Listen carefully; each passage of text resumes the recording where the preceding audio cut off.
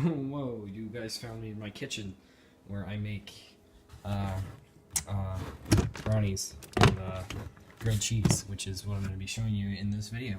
This video was done by popular request in real life and online. I've got a nice fridge. It's full of a bunch of stuff that we're going to use in here, like orange or organic creamy tomato soup. It's Trader Joe's. It's pretty good. I recommend that store. I'm not sponsored. Now to start this off, you're going to want to go and use a griddle that you have in there, which is what we're going to be using, but I'm pretty sure this also can be done with a stove. Yeah, like you can turn the dials and it'll turn on and burners on. Anyway, so that's one way to cook it. Anyway, so get out your griddle that you have here. I'm going to use my foot because that's what I normally do. Place it on the place that you're going to cook. You probably want the cord too if you're using a griddle, because how else are you going to cook a grilled cheese, right? Anyway, so once it's plugged in, I'm just going to plug this into the wall. There we go, now it's plugged in the wall. I'm going to turn the temperature to like 350 degrees. That's the ideal temperature that I use. I recommend it. I think it's good. Yeah, so that's part one of how to get your grilled cheese nice and good. Anyway, so next thing that you'll want is you want to go to your fridge. And you want to look through places like what bread you want to use. So like I could use this nice brown bread that we've got here, honey whole wheat, or we could use, I guess we could use cinnamon bread. I mean, I wouldn't recommend it, and I haven't tried it, but I want to. Or we have some like artisan bread. If you can't find the bread that you like, you have some like downstairs, you can always go to the fridge and choose the loaf of bread that you would like. As you can see, we have tons of bread here, like 9 loaves plus hamburger buns. Anyway, so I think today I'm going to choose the, yes, white farm bread. I think that'll be my choice. And while you're down here, you can also grab the drink of your choosing, like milk, almond milk, or your choice of drink. Anyway, so once you've grabbed your bread, you can head back to the griddle. Yes. Okay, now that you have your bread, you can go into your fridge now with the griddle heating up. You can go into your fridge and pull out the cheese of choice. I'm gonna have some cheddar cheese, and there's some, like, I don't know, you can throw in some meats on there, like bacon or turkey. Anyway, we're gonna choose cheese, cheddar preferably. You should probably find like the cheese cutter that you want. I don't think there's any specific one. We just want a cheese cutter. This one's nice and silver. Who knows where we got it. It's pretty nice though. We'll use it. Once you have your cheese out and your cheese cutter, you might want to like... So today we're going to use butter to like help like not burn the bread. I think this butter is soft enough. Yes, it's plenty soft. As you can see, we got some butter in there. That's what we're going to be using. There's actually nothing under this. Anyway, we just washed it, so anyway. Okay, so now you want to like cut a decent amount of cheese, because you're obviously going to want a few grilled cheese, right? Anyway, we got it out of the bag now. I think we're going to cut some cheese now, because that's probably what we need for grilled cheese, I think. Anyway, let's go ahead and cut this. But before we do that, we got to get out our bread and open the bread first. If it can open. Oh well. Freaking twist tie. Let's see, how many grilled cheese do we want here? Do we want 1, 2 maybe? Maybe even 3. You know what? I think 3 will be good. 3 grilled cheese for 1 person. Yeah, we're good. I think that's good enough. See, I've already used like half a loaf. That's why we have so much bread downstairs. Yes. Once you're done getting your bread out, you might want to like put away the bread so that it stays nice and cold for your next grilled cheese, because it's always good cold. So anyway, we might want to just shut the fridge now, and then we'll go back to cutting our cheese. Okay, now that we have some cheese, we want to go over to our bread, which is like 6 slices of bread. We also want to butter it. So this is the part that like most people have struggled with, is that they over or under butter it, and then it just burns. So the key to this is that you want to grab your butter knife, stick it in the butter, right? Now, what you want to do is, here you go. I'm even, okay, so you want to like slide it over, and then you just want to glide over it, So I got a pretty good big glob, right? So just slap it all on there, and then you wanna freaking... Okay, so there we go. The bread is buttered, as you can see, with the nice white layer that we have on top of the bread.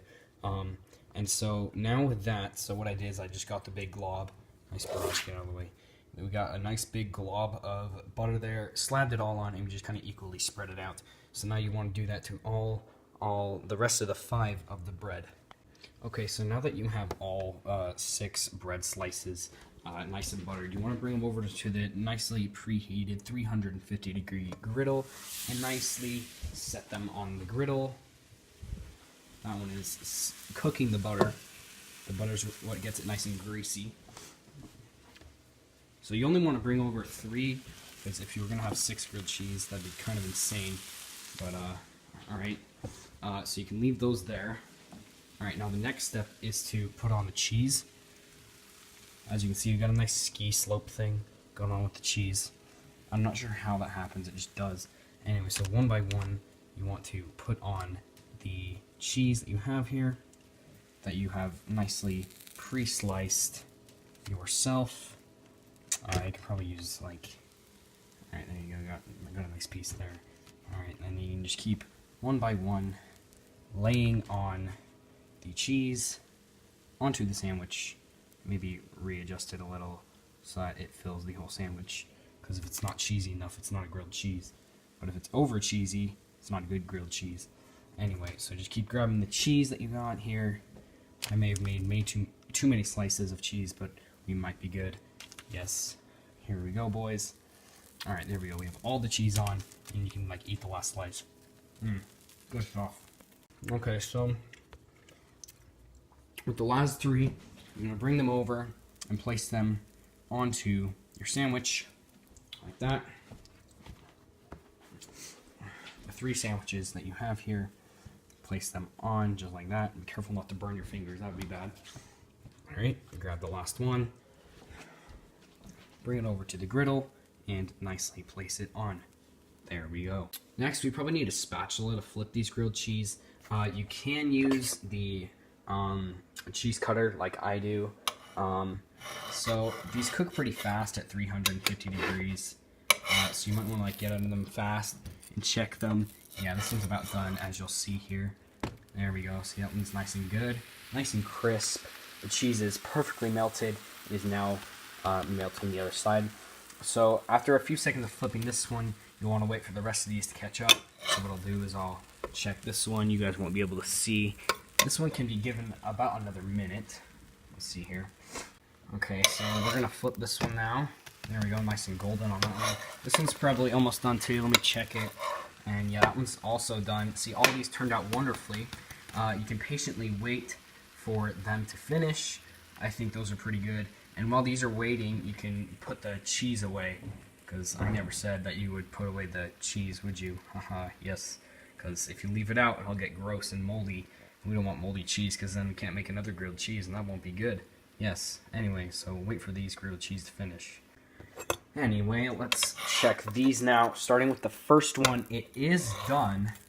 It is nice and crisp looking on the other side. So while we're waiting for these ones to finish, I usually look at both sides and see which one is not done, or is done but could have more crisping. So in this case, it's going to be that side, and we'll keep that one going while we check these. So I'll check this one.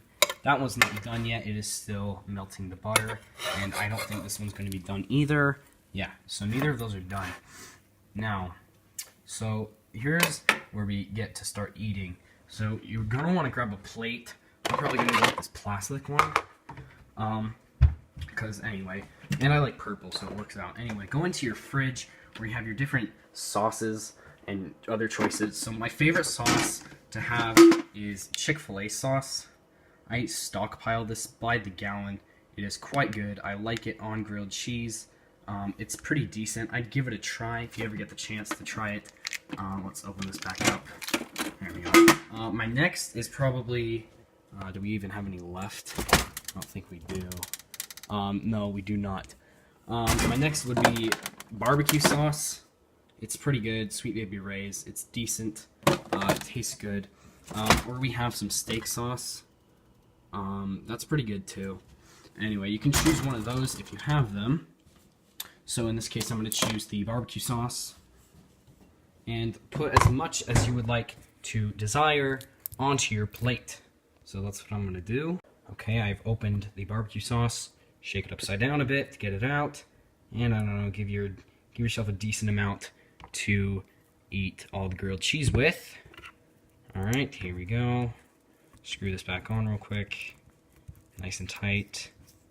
Okay, and we'll put it back in the fridge. Now, these are probably getting close. I'm just going to use my hands because it's easier. Yeah, this one's getting better, so we're going to flip this one. This one is also appearing very nice, and this one is also appearing very nice.